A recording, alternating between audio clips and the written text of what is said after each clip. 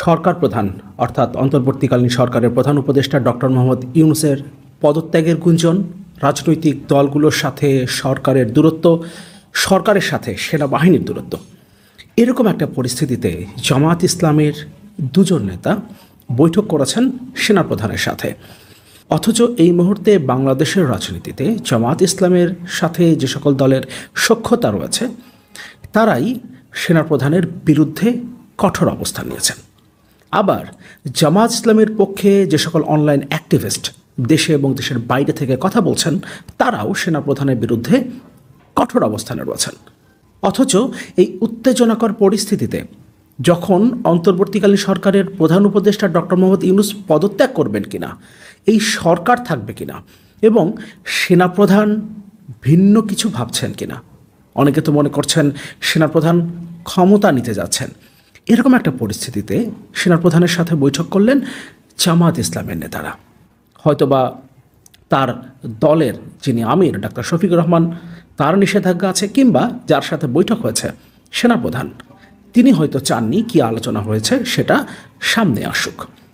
এ কারণে তিনি বলছেন তিনি বলতে পারবেন না, কিন্তু তিনি অস্বীকার করছেন না যে রাজনৈতিক বিষয়ে এবং বর্তমানে যে উত্তেজনাকর পরিস্থিতি চলছে সেটা নিয়ে কোনো কথা হয়নি।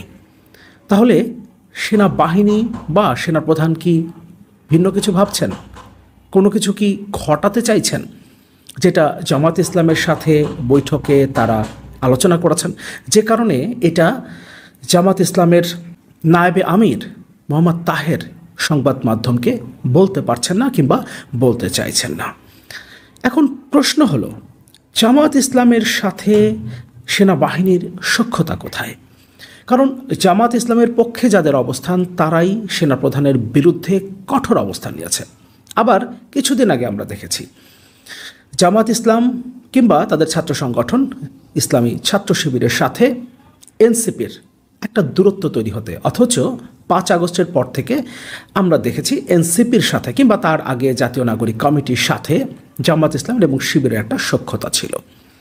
5 আগস্টের পর থেকে বিএনপি এবং জামায়াতের দূরত্ব বেড়েছে এবং সেটা একটা তিক্ততার পর্যায়ে চলে গেছে। অবশ্য মাঝে মাঝে কিছু তথ্য আমাদের সামনে আসে যখন মনে হয় তারা নিজেদের মধ্যে কথাবার্তা বলছেন এবং আবার নিজেরা একত্র হবার বা একই সুরে কথা বলবার চেষ্টা করছেন। কখনো কখনো নির্বাচন ইস্যুতে আমরা দেখেছি লন্ডন থেকে ঘুরে আসবার পর জামায়াত ইসলামের আমির নির্বাচন চাইলেন আগামী রমজানের আগে, যেটা অনেকটাই বিএনপির দাবির সাথে মিলে যায়। যদিও পরবর্তীতে আমরা আবার দেখেছি তিনি ভিন্নভাবে কথা বলছেন, যেটা আবার এনসিপির সাথে মেলে। আবার এনসিপি এবং জামায়াত ইসলামীকে পেছন থেকে যারা সহযোগিতা করছেন বলে আমরা জানি, যারা তাদের পক্ষে জনমত তৈরির চেষ্টা করছেন, যে সকল অনলাইন অ্যাক্টিভিস্ট, তাতে দেশ অস্থিতিশীল হোক বা না হোক সে ব্যাপারে তাদের কোনো ভ্রুক্ষেপ নেই, কিন্তু তারা যে কোনোভাবে জামায়াত ইসলাম এবং এনসিপিকে সামনে আনবার চেষ্টা করছেন, তাদের পক্ষে জনমত তৈরি করবার চেষ্টা করছেন। তারা সেনাপ্রধানের বিরুদ্ধে কঠোর অবস্থান নিয়েছেন। এদিকে আবার জামায়াত ইসলাম বৈঠক করছে সেনাপ্রধানের সাথে। আরেকটা কথা আমাদের নিশ্চয়ই মনে আছে, 5 আগস্ট প্রথম শেখ হাসিনা পালিয়ে যাবার পর সেনাপ্রধান জাতির উদ্দেশ্যে কথা বললেন, তখন তিনি সবার আগে জামায়াত ইসলামের কথা বলেছিলেন। সেটা নিয়ে নানান আলোচনা হচ্ছে। তাহলে এই সেনাপ্রধানের সাথে কি জামায়াত ইসলামের বিশেষ কোনো সম্পর্ক রয়েছে? এই আলোচনাও সামনে এসেছিল। আবার হতে পারে তিনি কথা বলবার সময় জামায়াত ইসলামের নাম বলে ফেলেছিলেন, কিন্তু এই বিশেষ পরিস্থিতিতে তিনি আবার জামায়াত ইসলামের সাথে বসলেন। তাহলে কি হতে চলেছে? আর জামায়াত ইসলামের নায়েবে আমির কেন সব কথা সাংবাদিকদের বলতে পারছেন না? তিনি অস্বীকারও করছেন না যে ভেতরে বর্তমান রাজনৈতিক পরিস্থিতি এবং নির্বাচন নিয়ে কথা হয়েছে। সেনাপ্রধান কি নির্বাচনের তারিখ নিয়ে কথা বলতে পারেন? তিনি কি রাজনীতিতে ইনভলভ হতে পারেন বা রাজনৈতিক বক্তব্য রাখতে পারেন? এগুলো নিয়ে নানান প্রশ্ন তৈরি হয়েছে।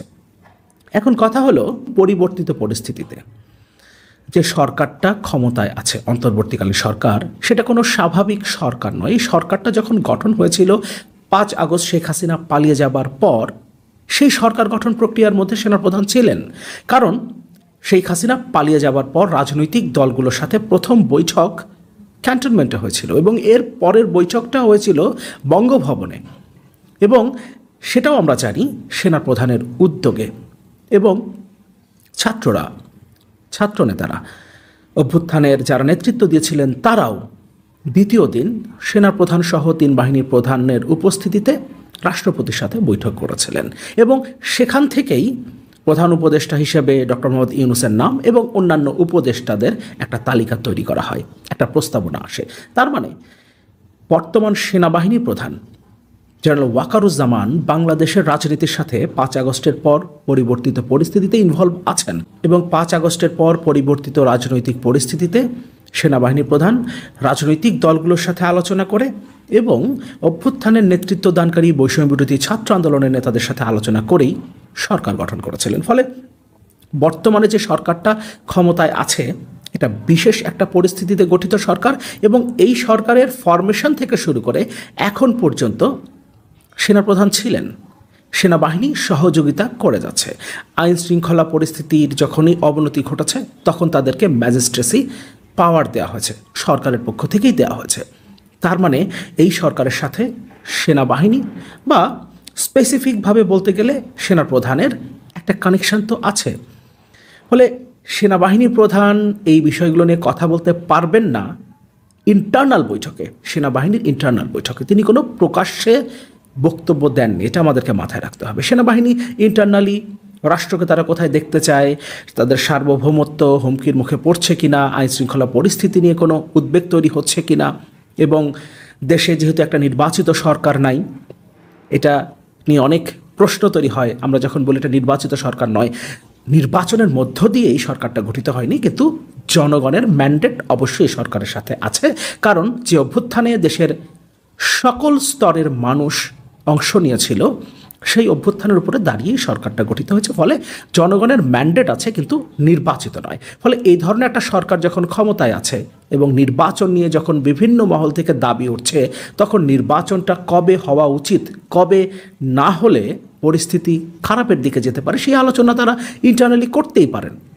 সেটা যদি কোনোভাবে প্রকাশ্যে আসে, গণমাধ্যমে যদি প্রকাশিত হয়, তাতে সেনাপ্রধানের কিছু করবার নেই। কিন্তু তিনি প্রকাশ্যে এই কথাগুলো বলেননি, যদিও করিডোর এবং বন্দর ইস্যুতে পরবর্তীতে সেনাবাহিনীর পক্ষ থেকে সাংবাদিকদের সাথে কথা বলা হয়েছে, কিন্তু নির্বাচনের নির্দিষ্ট তারিখের বিষয়ে সেনাবাহিনীর পক্ষ থেকে আনুষ্ঠানিকভাবে কোনো কথা বলা হয়নি।